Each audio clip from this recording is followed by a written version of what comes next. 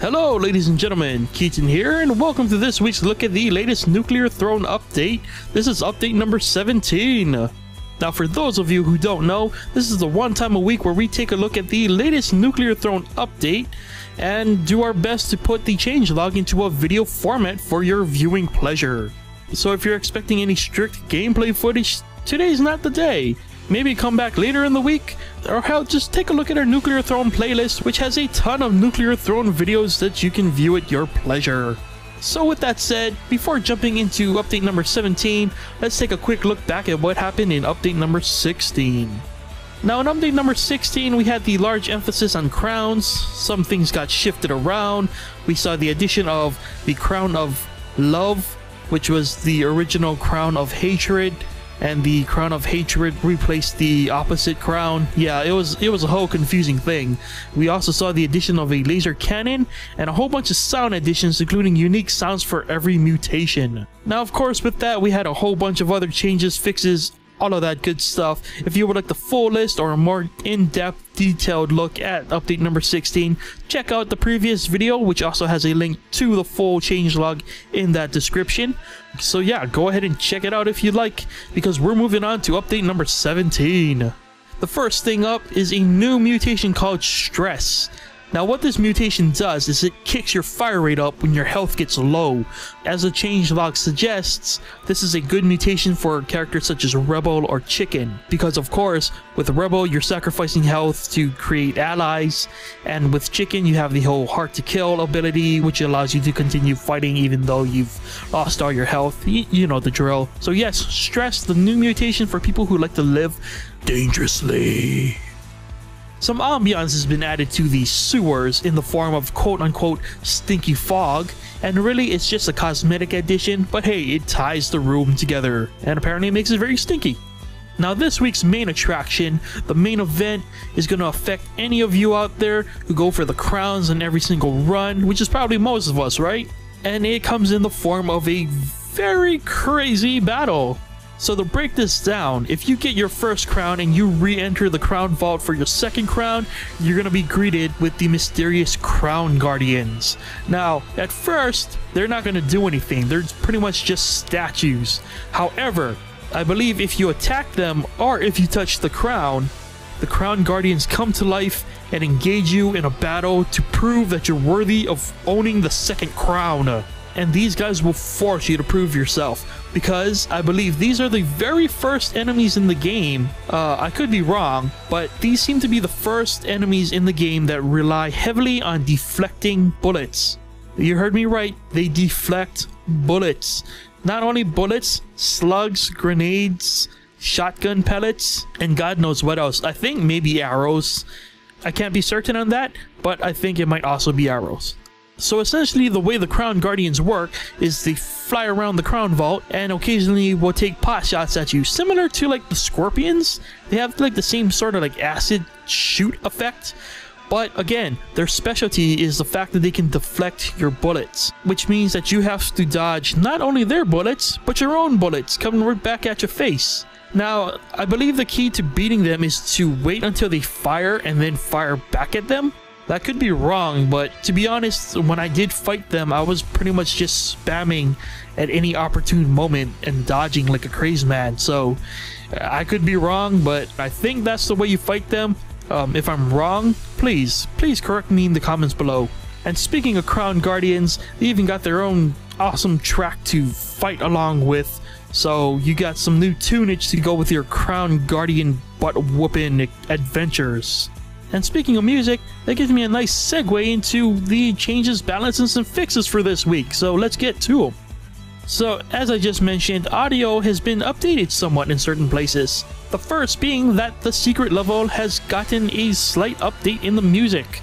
Now, it hasn't been a real significant update, but from what I heard while I was playing, it's really sort of just like an update to the vocal track. But it still sounds great because, yeah, that's a great track anyway. And while still on the subject of audio, the ambient tracks for Laboratory and Scrapyard have been updated slightly as well.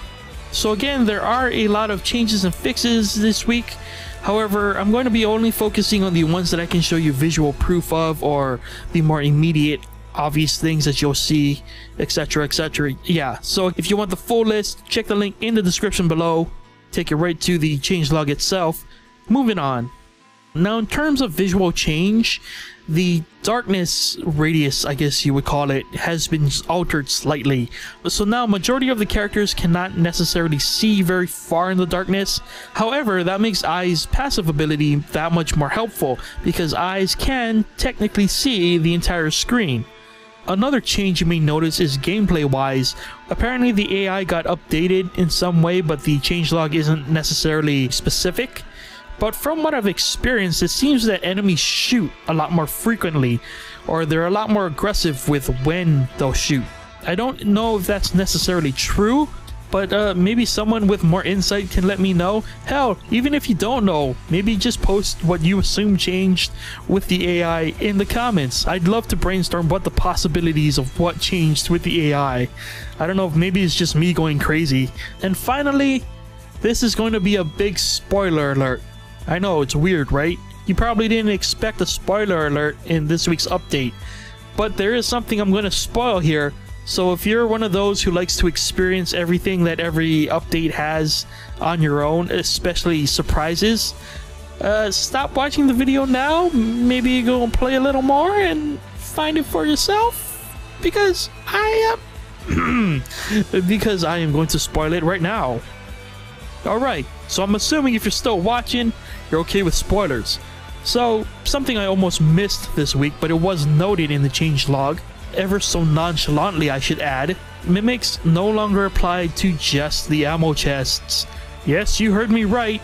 Mimic chests will now spawn as health chests. Allow me to repeat that. Mimics can now spawn as health chests. Yeah. You're going to want to double check every chest you come across, because you may run into one mimic chest. But if you're extremely paranoid, don't worry, it seems to be very, very rare. I played for 30 extra minutes than usual today just to try and get more footage of this, but I only have like one little bit of it. To be honest, the only reason it got spoiled for me is because the enemy ran into the chest, and so the mimic reacted. Other than that, I would have totally missed it, and I actually had to consult my footage to make sure I wasn't seeing things. But no, I'm not seeing things. Mimic health chests exist. Oh my god. And that about wraps it up this week for changes and fixes. Now, I'm just gonna start off by saying that holy crap, did I run into a lot of sound issues this week. I don't know if it was just my computer being weird. I don't know if just the game is getting way too big for a game maker's engine. I have no idea, but good lord. I had to restart the game like 3 or 4 times because the audio kept glitching out and I was afraid like it was gonna crash. But yeah, the audio issue is getting worse, it seems. And I noticed performance in general has been getting a little questionable lately, because the labs have been very difficult to get through because of the abundance of enemies. Like, you know, the whole name of the game in the labs is crowd control, but taking out like 3 or 4 at a time really lags my game. And I don't know if it's just me, but I'm glad to see that Vlambeer are apparently focusing on performance over the next update or two, because yeah, the performance is getting a little weird. I also noticed, like, it seems like the scrapyard is like rivaling the secret level in terms of bullet hell, you know? Maybe it was just me and my bad luck, but there was a lot more bullets than usual, and that was a little weird. I also felt like there were a lot more aggressive assassins this time around.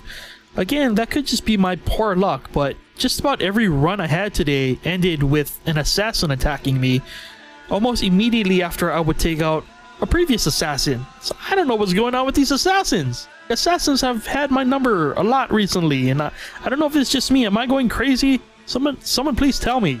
But anyway, I've talked enough. I'm losing my voice, so I'm going to wrap this up really quick.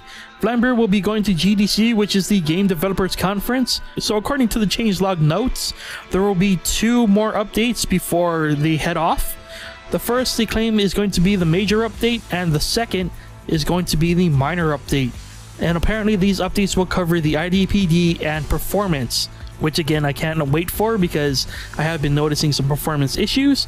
Again, I don't know if that's my computer or what, but I'm glad to see it happening anyway.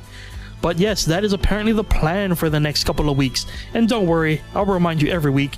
And of course, just like we did during the winter break, we will be pumping out Nuclear Throne content regardless of updates, so you'll still get your weekly fix. So with all that said, that was update number 17.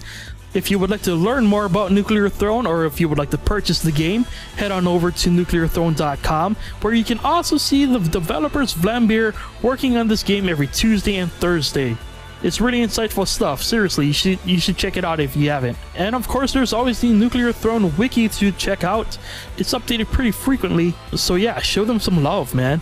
Those links, including a link to the full changelog, can be found in the description below. And yeah, thank you for watching. Hope you enjoyed it. Hope it was informative. And I'll see you guys next week. Bye. Dead body looting, mutant shooting, Venus youth rooting, tooting, Luger toting, Ruger loading, bullet throwing, way too long, grenade holding, triangle in my mango, your weapon to rap, flash color coded clips in an RPG hat, baby blue ammo, turn red when it claps, shoot your face in the back, give you cadaver a slap, where the level boss at, I wanna click, clap, chop, click, clap that, see him shoot him, skin him, where I'm out, I'm on the wall for